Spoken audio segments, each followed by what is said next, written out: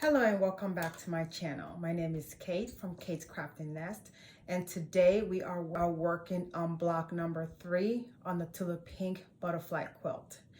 And unlike last week where it was 4.5 inches, 4-inch finished, today we're going to work on the larger block that is more workable than the last one that I worked on. So today I'm going to show you how I am progressing through the journey of making my quilt. I'm going to start on the fabric that I am using that come in my kit. One thing that I am doing that most people probably don't do is the kit comes with a lot of fabrics. And so to be organized and keep myself on track, I took out the fabric that I'm going to need to work with at that moment and starch those. Because if I starch the entire kit, it is way too much and I don't have the room to kind of spread it out on the clothes hanger and to wait for it. So I just starch what I need. I let it dry, turn on the fan. I have a ceiling fan here in my sewing room. I turn it on within an hour. It's dry. I strive on being organized. I just take out the fabric that I need. And as I go on, it kind of like, okay, the fabric that I used previously, I'm going to use it again. So I've already starched it and it's already good to go. And I can show you the bin that I'm using. So I have a Tula bin that I'm using with the fabric that I've already starched. Let me show you what it looks like. This bin, it is a square bin. It looks like something you put in your pantry, but I got this from Marshall's. So I can look right here and see, oh, sorry, it's just glaring really bad. I can see the fabric that it calls for. All these fabrics are starched. They are good to go. So if another block calls for the same fabric, I already know I already have it starched. It's good to go, and I can see what color they are in my bin. So that's how I store my fabrics out, and it's not laying everywhere, and it keeps my room nice and tidy. I don't have I call it crafting tornado going on in here. So we're working on this right here. It is called the floating cross. You're going to need 8 of them. And like we've been working on, it's 2 at a time. So I'm going to show you the fabric that I'm working with. So this one is, she has a number, fabric number 1 and fabric number 2. This is fabric number 1 and fabric number 2 right here. So we're only working with 2 fabric, and she already has a number. So in fabric number 1, which is this one, you're going to cut out two pieces of fabrics, and they're 2 different measurement. And then fabric number 2 also needs 2 pieces of fabric, and they're measure 2 different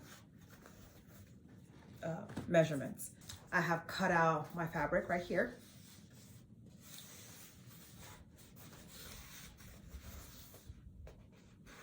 Right here is my fabric. So I have 2 already cut out.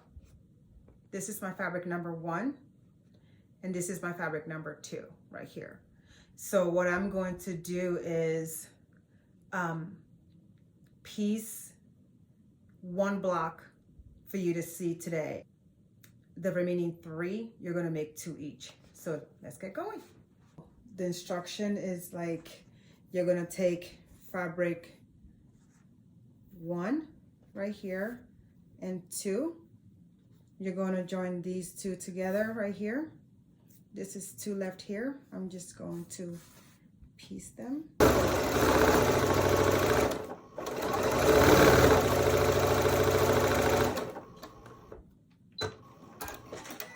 I typically will press this open finger, which is called finger pressing, so I don't stretch out my my pieces so much, because these are small, tiny pieces, and I try as much as possible to keep it as organized. So this is done. And this, I'm gonna put this here. This is the fabric too, so you guys can see it.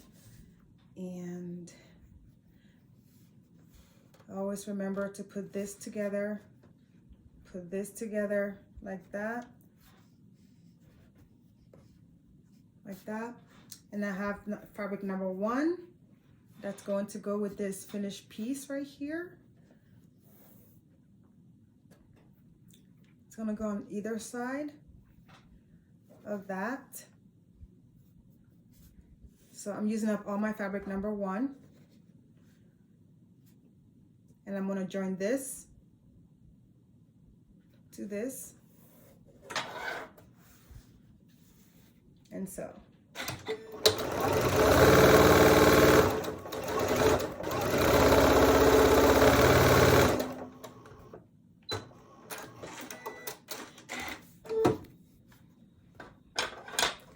Going to snip.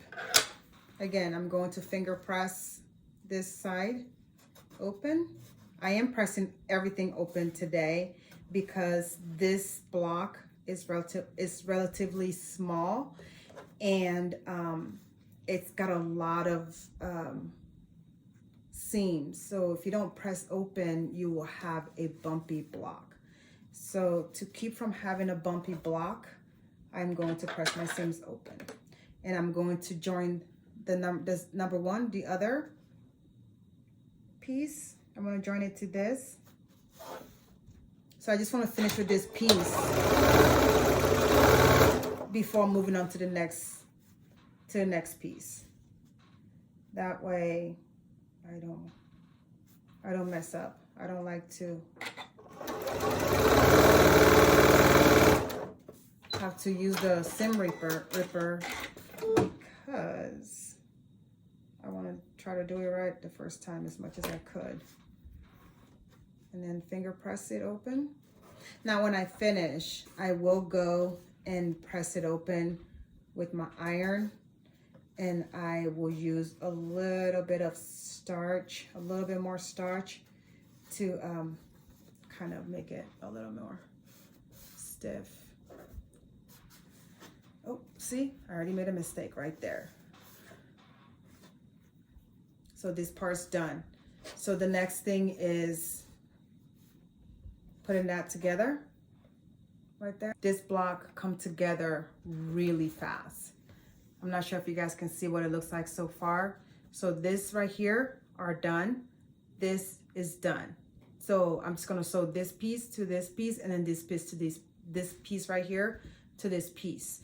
And then I will, at that point, press all 3 pieces before I join them together. So that way my seam can lay flat, and they can be a little bit more nice and clean looking at the end.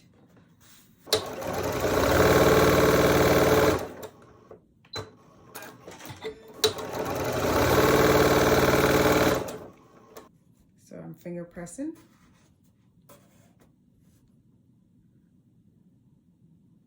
And I'm finger pressing here to kind of get my blocks a little bit more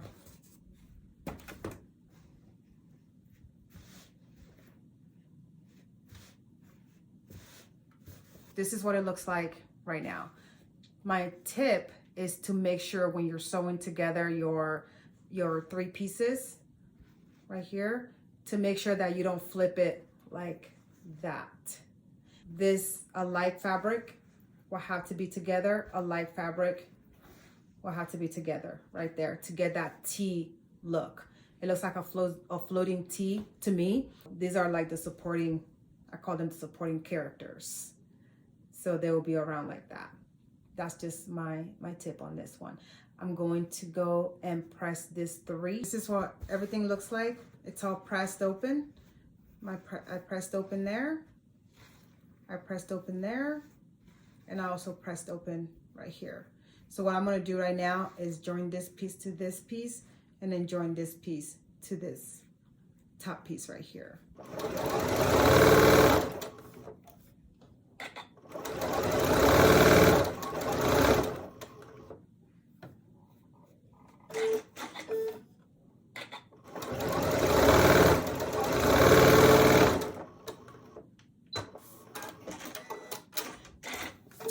If you notice here, I put my pen facing this way when I'm sewing. So that way, when I'm at the end, and if I've gotten to this right here and my pen was this way, and then if my pen was this way and then I take it out, my fabric can still move underneath. So what I do is I put the pen facing this way, so when it's gone through the feed dog, it's right on the side and it's not touching, and I'm not sewing over it, and then my fabric is still staying together. So that's the method to my madness in this situation.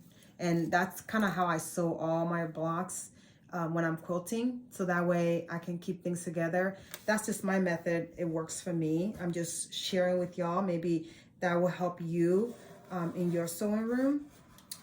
That's just my little trick. I know you probably are wondering why.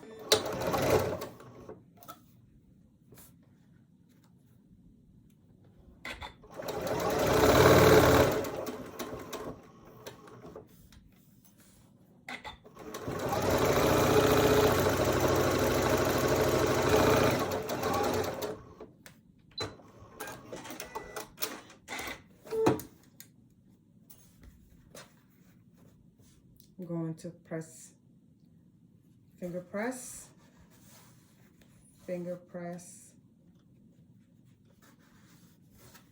and as you can see, the blocks have come together very easy, very fast. This is the floating cross block. You're going to need to make 2 of this. I'm going to press it together, and I'll be right back. My block is done. I went on ahead and make 1 this time for time-saving purposes. I figure making 2 at the same time was a little confusing, so I went on ahead and changed it to making 1 at a time for this video.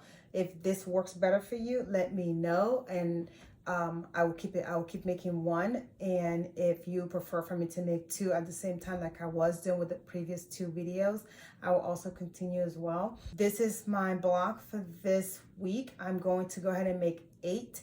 There are 4 different colorways. You're going to make 2 of each. In the next 2 weeks or so, I will show you my progress. If you like this video, go ahead and give me a thumbs up, like and subscribe, and share with your friends. Comment, let me know how I'm doing. I would like to hear from you all. And if you have an idea of what you want to see, I will also will love to hear it. I do primarily sew with Tula pink fabric. I do have a few favorites, as you can see up here on my right, in the center right here, but I have a whole roll of Tula pink fabric. So if you want me to have another sew along after this with Tula pink fabric or kit, or another pattern using Tula pink fabric, just to see what it'll look like using a modern fabric with a like an traditional block, also I do that as well. Just let me know what you want me to share or what you would like to see, and I'll be more than happy to do that as well. Again, please like, share, subscribe to my channel. Thank you so much for visiting with me today. Again, my name is Kate from Kate's Crafting Nest. Please like, share, subscribe to my channel, and I want to see you next time.